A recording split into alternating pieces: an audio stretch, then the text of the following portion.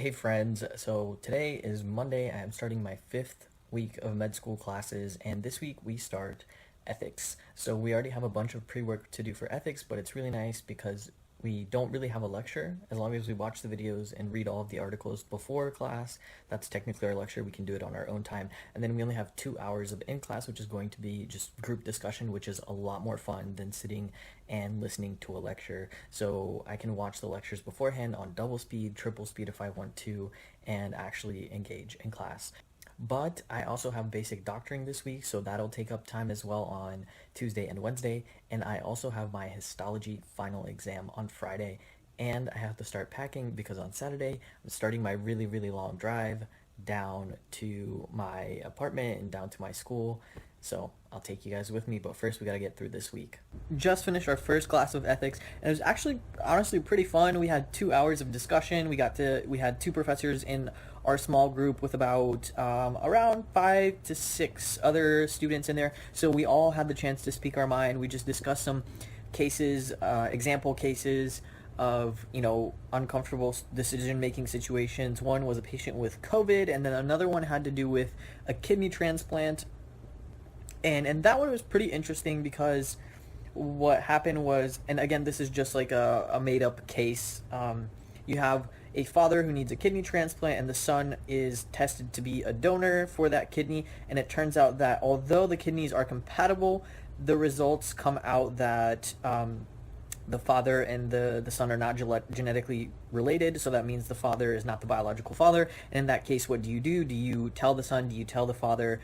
How do you proceed with that situation? And it's all complex, but it was nice to have a group discussion on it. Agenda for today. First, I want to talk a little bit about the question of ethics. Then we have to be careful to distinguish personal morals from professional ethics. And then we'll go into the major principles of bioethics with a consult example. So here we go. I'm going to do some ethics pre-work tonight, have a few lectures to watch, a few articles to read, and then prep for my basic doctoring tomorrow. We're interviewing patients with emphasis on sexual history, which can be really awkward for some people to ask, both doctors and for patients to respond. So we will see how this goes and try to make it as unawkward as possible. I want to give you guys an interesting hypothetical to think about. Let's say that, you have a patient that comes into your office and that they're extremely sick, or maybe they will be sick or have to go through a procedure where they might end up not being able to make decisions for themselves. So what happens in that case? Well, if that patient is married, then their spouse gets to decide in that case what will happen. Or if they're not married, their parents would be next of line. But what happens if this patient is still married to somebody, but they're no longer in the relationship, they're just legally married, but at the same time they have a partner that they've been with long term for like 20 years, but for some reason they still have not ended their legal marriage with this first individual. So if this patient ended up getting in a situation where they could not make decisions because they were medically unable to, then that person that they're legally married to would technically have the power to make the decision as to what would happen.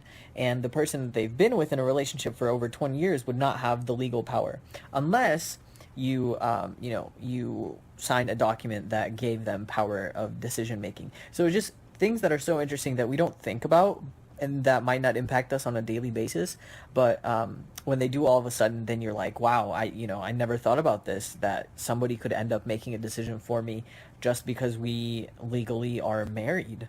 So something to pique your interest or make you think a little bit more, because I was, people present with all kinds of situations and you never know what could happen. I've got a few hours this morning before my ethics class starts, and then I've got my basic doctoring, and we're doing the sexual histories today. So I'm just running through, some lectures that they gave us to make sure that I understand what questions I need to ask during the sexual history.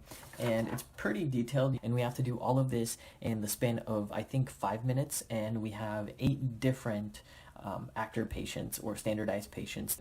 These actors are basically volunteers that are trained on the case, so they know what to say and kind of how to provoke you or how to try and get you off guard. But that's why I'm just running through some of these questions ahead of time and going to try and not be awkward when asking these questions, because it can be really uncomfortable, for doctors, but also for the patients that are having to respond to these questions, and maybe they're not used to talking about it with anybody. So I'm kind of excited though. I really think this is useful because you learn so much by seeing these sample cases. So I'm looking through some of the sample patients we'll have today, and it's kind of hard to practice doing questions ahead of time because all of these people will present with different things, and you have to really cater your questions to those specific, symptoms and what they present with. So it's going to be kind of hard for me to try and prepare, and it's going to have to really adjust on the fly as we're going through some of these patients, because obviously you're going to ask a young man with an STI something completely different than you would ask a woman in her 40s requesting contraception. So it'll be interesting. So ethics hasn't been pretty bad at all. We do have quite a bit of pre-work to do here. I'll show you guys, but it's not that bad. It's actually quite interesting. Right now, we only have 1 week of ethics, and instead of having lecture, right, for like 2 hours, it's pre-recorded, so they have already put up all of these videos on Blackboard, and we can watch them on our own time. So then all we have is small group sessions from 10 to noon, and again, this is only 1 week of ethics that we have, and we do have some readings that we have to do before class. So I've already done, all of the readings, but then for tomorrow, I have to do a bunch of more readings, and then also, watch all of the pre-recorded lectures. And at the same time, I am also still taking basic doctoring, so I have to prepare for patient interviews, and then also preparing for my histology exam, which is going to be on Friday after my ethics class.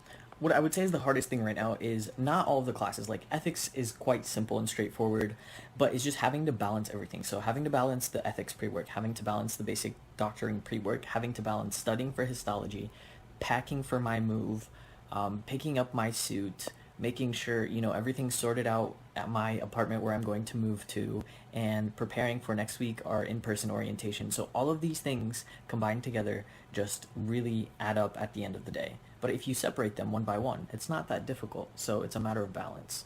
I wanted to show you guys something cool I just learned. So we have sweat glands in our body, right? We have two types. One is the eccrine sweat gland and the other is the apocrine gland.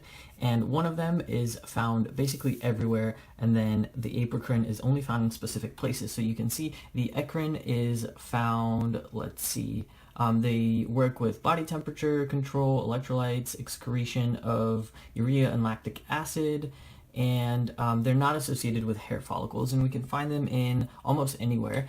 But when we look at apocrine sweat glands, so here you can see what they kind of look like. They're large, specialized, and don't function until puberty. So these are specifically found in the genital area, near the anus, in your armpits. So they get activated when you go through puberty, and this is what I thought was cool. So they empty their viscous, odorless secretions into hair follicles, and the bacteria act on these secretions to produce odors that are specific to each individual. So if you think about like the sweat and how each of us has different body odor, it's because of these guys. It's because of apocrine sweat glands.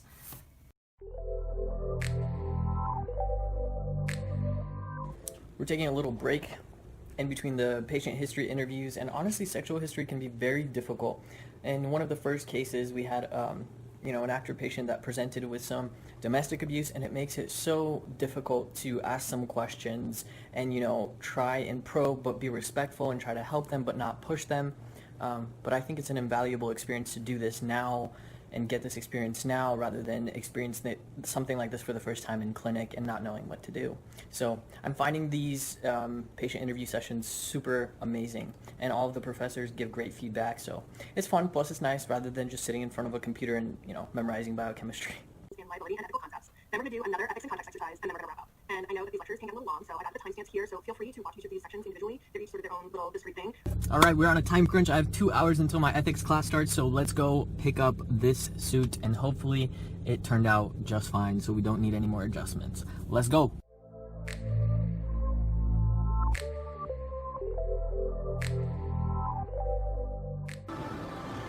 Guys, it turns out I had the hours wrong. Online it said they open up at 10 a.m., but I got here and everything's pretty much still closed, so I have to wait until 11. So I'm hoping that they open right at 11. I can pick up my suit real quick and then head back home because ethics starts at noon. And I also have been procrastinating my histology studying, so I might end up regretting that, but it's been a pretty chill week, honestly. Pretty chill. I'm probably gonna hit like a crash around Friday when I have to like mega pack and take my exam and just try and organize myself because it's gonna be a long drive, 22 hours.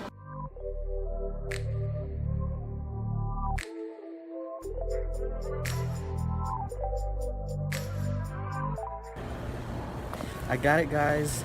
Picked it up, tried it on, perfect fit. You know, you guys are gonna think I'm crazy, but spending the extra money on quality and on getting it tailored is well worth it because I view this as a long-term investment. I'm gonna be using this for, 4 years and beyond. So it's definitely worth it. It's a big chunk out of your pocket now, but if you spread it over the years, it's worth it. Ethics today was pretty tough, guys. Honestly, I kind of woke up on the wrong side of the bed, wasn't feeling that great. And then we spent basically an hour discussing suicide and physician-assisted dying. And it was not that, it was a tough subject to tackle today. And so now I'm a little bit down. And we just had yet another very difficult lecture. Honestly, today has been a very hard day. We just had 2 hours of lecture on human trafficking, and it was very difficult for me emotionally, especially going from ethics class this morning to then this, I'll just leave it at that. I feel emotionally drained. Just, learning about these things is great because you learn to recognize them, but then it just brings out so much raw emotion to know that these things are still happening today and that there's thousands of people out there experiencing terrible things.